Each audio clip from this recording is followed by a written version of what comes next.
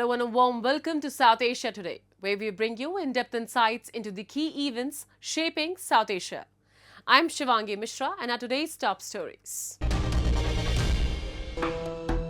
Tracing India's railway legacy from Nilgiris to Mysuru. Pakistan's Lahore shrouded in toxic smog as air quality hits hazardous levels. And devotees in Nepal celebrate Chhath, seeking relief from disasters. Let's begin the show. From steam whistles echoing through misty hills to vintage engines displayed with pride, India's railway heritage lives on, not just in history books, but in unforgettable experiences. Join us as we embark on a twin journey, one that winds through the lush Nilgiris aboard a century-old toy train, and another that dives deep into the roots of Indian railways at the Mysuru Railway Museum. We have this report.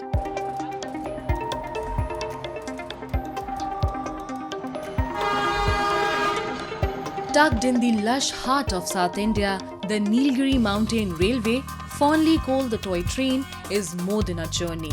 It's a ride through time. Built by the British in 908, this UNESCO World Heritage marvel still puffs its way from Mettupalayam to Ooty via Kannur, winding through 208 curves, misty forest and rolling tea gardens.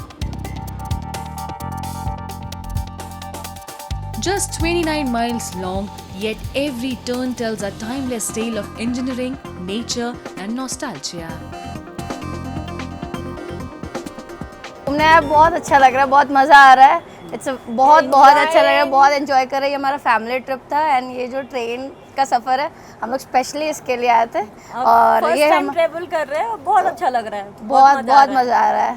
I've been traveling in India for the last 3 weeks, almost a month actually, and we've come here especially for the toy train between Kannur and Ooty, and it's been a very amazing journey. It drives slowly so you can experience all the views and landscapes. With its narrow gauge tracks, wooden coaches and wide vintage windows, this century-old marvel offers a charming ride back in time. At each station, locals and travelers gather with excitement, sharing smiles and creating timeless memories along the scenic route. जो ये toy train देखी है बहुत अच्छी है, सुंदर है और यहाँ का वातावरण बहुत मस्त है. बहुत हरियाली, पहाड़ है, बहुत बढ़िया है, सब देखने लायक है. बहुत अच्छी जगह है Ooty. While the Nilgiri toy train brings history to life in the move, just a few hours away in Mysuru, another gem invites visitors to pause and step into the past. Established in 1979, the Mysuru Rail Museum is a living tribute to India's rich railway legacy. From rare photographs and intricate models to majestic vintage locomotives, every exhibit tells a story of innovation, adventure and time. A favorite among visitors is the mini toy train, a battery-powered ride that circles the museum grounds, delighting children and evoking nostalgia in adults alike. I like the rail museum very well. This was one of the best experiences in Mysore. It's very well maintained and it's very informative also. It was fun to get inside the trains and experience the train journey as it was long before. The joy train ride was very cute. The museum does not just preserve history, it grows with it. A major facelift in 2020 breathed new life into its legacy, expanding the grounds with fresh exhibits and inviting visitors to explore even deeper into India's rail story. The Mysore Rail Museum was established in 1979. In 2020, this museum was renovated by expanding the area and we added some more exhibits. So overall it's about 3.1 acres the area of this museum and more than 1 lakh square feet we have this lawn here. From the rolling magic of the Nilgiri Mountain Railway to the storied halls of the Mysuru Rail Museum, Indian Railways celebrates its glorious past while inspiring the journeys of tomorrow. Whether winding through misty hills or showcased beneath a museum roof, these experiences keep the spirit of rail alive, timeless, soulful, and unmistakably Indian.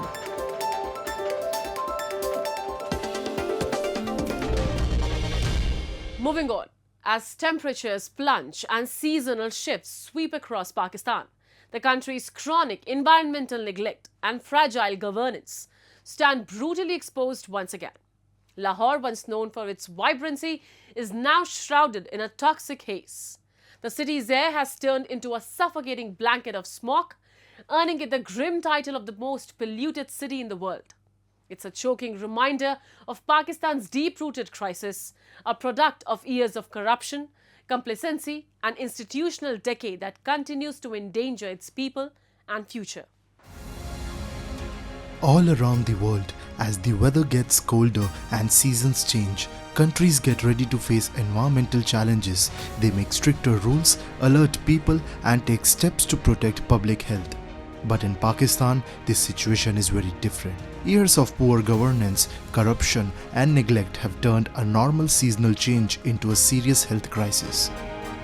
This week, Lahore, once known as the City of Gardens, has been named the most polluted city in the world.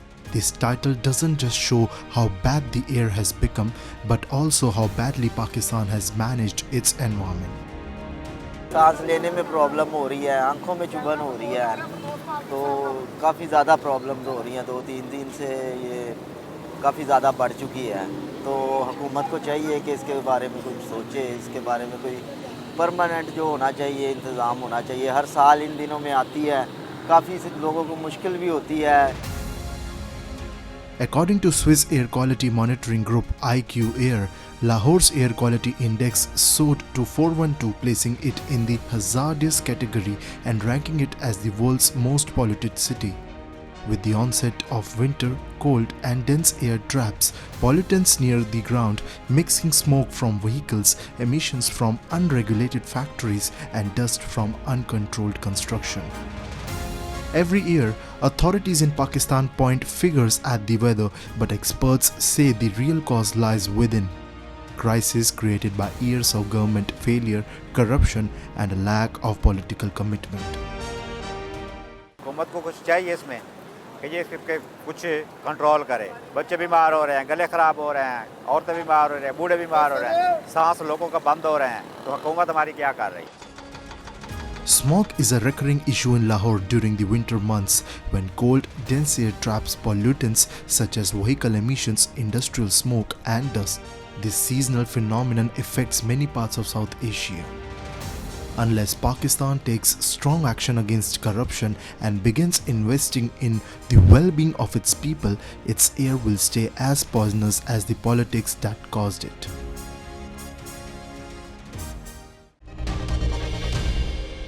Now we take a look at some happenings in Asia in a segment called Asia Watch.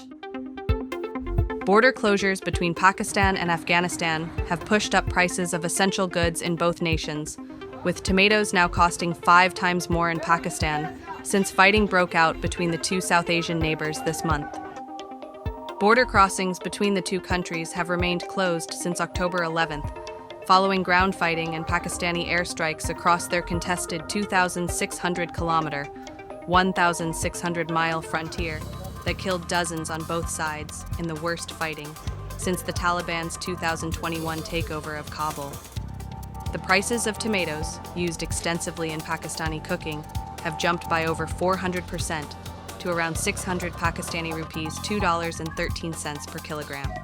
However, traders in Karachi said they were importing tomatoes from Iran, which had brought down the prices.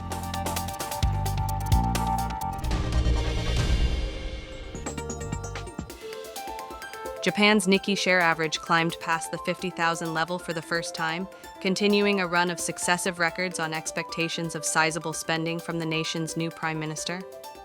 Crossing the key psychological threshold is the latest milestone for the blue chip share gauge that has been red hot since fiscal dove Sanai Takaichi began her ascent to power. The Nikkei 225 index jumped 1.6% to 50,080.49 in early trading. The gauge broke through 45,000 on September 16th and has marched through successive round numbers at a rapid clip. It marks a dramatic turnaround for a long moribund market that saw the Nikkei take 34 years to finally recover to its bubble economy peak in February 2024.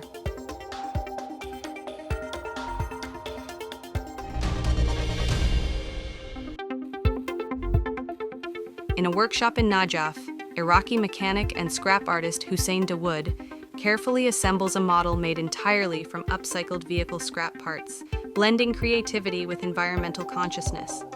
What began as a hobby has evolved into a unique form of scrap art to repurpose metal wastes, used tires, and discarded vehicle parts. Dawood sources materials from workshops across Najaf, including motorcycle repair shops, where discarded parts such as engines and tools are repurposed for his creations. Dawood dreams of taking his scrap art worldwide and displaying it in public spaces like parks, gardens, and streets, creating art pieces that raise awareness about the environment. His scrap art has recently reached Al-Qadisiyah province in Iraq, also known as Diwania, where his artwork, a fist holding a wrench, now stands outside an oil products distribution company, symbolizing its engineers.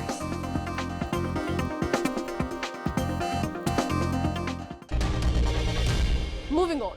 After enduring back-to-back disasters, a severe drought followed by devastating floods, devotees in Nepal's southern plains are observing Chhath with heartfelt prayers for relief. In Parsa, Madhya province, Arsiya Devi began preparations at her mud-thatched home, offering prayers to Chhati Maiya for prosperity and timely rainfall. Traditionally rooted in Mithilanchal, the festival has now spread to Nepal's hills, symbolizing faith, resilience, and unity amid adversity. After facing successive disasters, a drought followed by flooding and inundation within 3 months this year, devotees in the southern plains of Nepal have been praying for an end to calamities as they observe Chhath, the festival of benediction of the sun. Arsiya Devi began preparations for Chhath Puja at her mud-thatched home in the southern plains of Nepal, arranging all the essentials to offer to the setting sun and Chhati Maiya. Apart from praying for her family's well-being and prosperity, this year her prayers are focused on seeking relief from the disasters that have struck the region in recent months. In July, the Madhesh region of Nepal suffered a severe drought during the monsoon season, followed by heavy flooding and inundation within the next 2 months, crippling livelihoods and agricultural activity.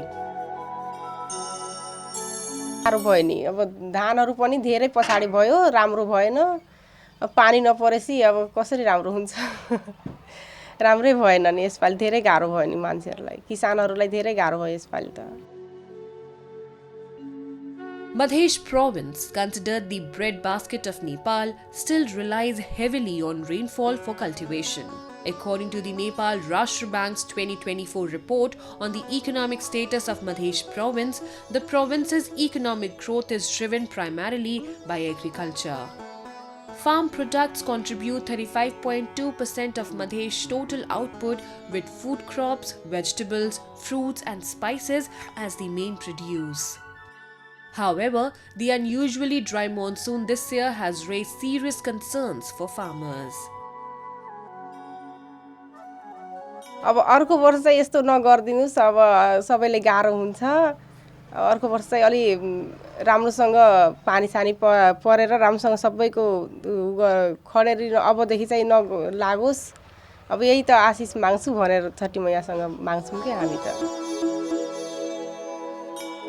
Traditionally celebrated in Nepal's southern plains, especially the Mithilanchal region, the ancestral home of goddess Sita, Chhath, has in recent decades spread to the country's hilly areas.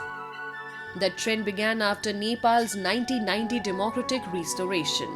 The festival ends with devotees offering arg to the rising sun, praying for prosperity and family well-being. Known for its strong female participation, Chhat also fosters cultural unity and community spirit.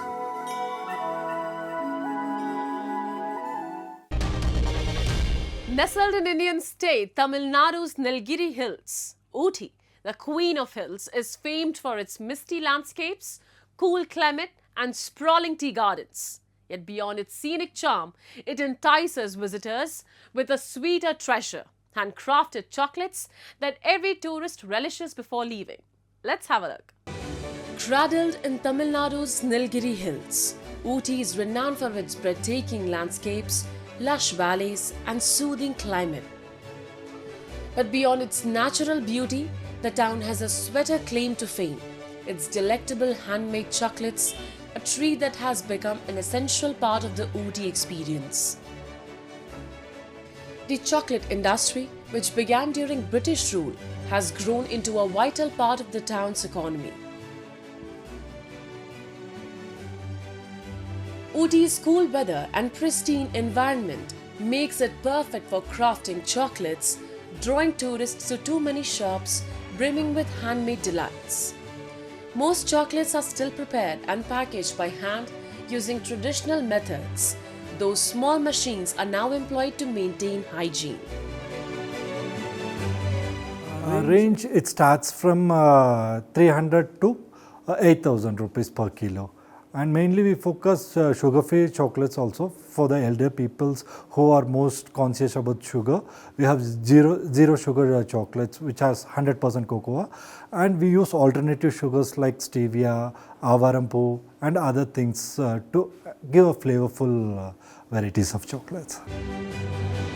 The chocolates owe their irresistible taste to unique, traditional methods of preparation, with local residents, especially women, playing a vital role in this thriving craft.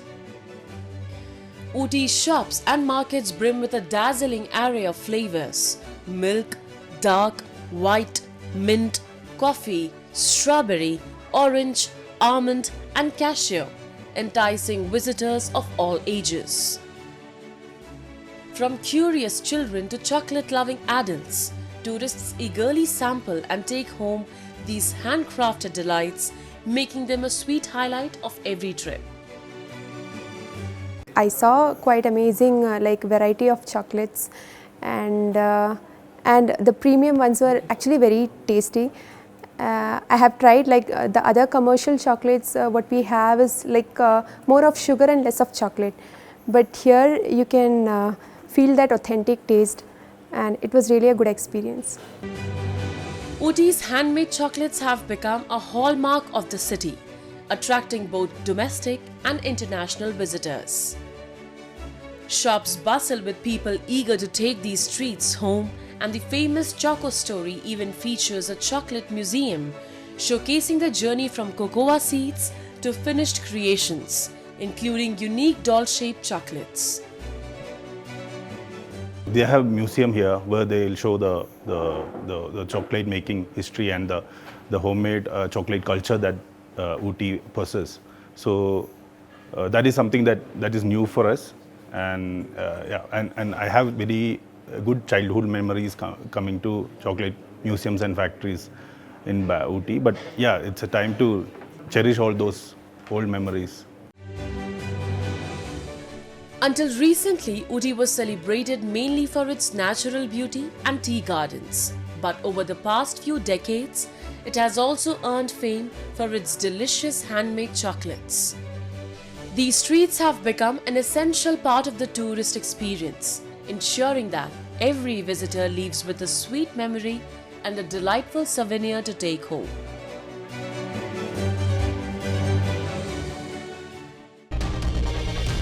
As we wrap up today's episode of South Asia Today, we thank you for joining us. We'll return next week at the same time with more insights and updates. This is Shivangi Mishra signing off on behalf of our entire team. Until then, stay safe and goodbye.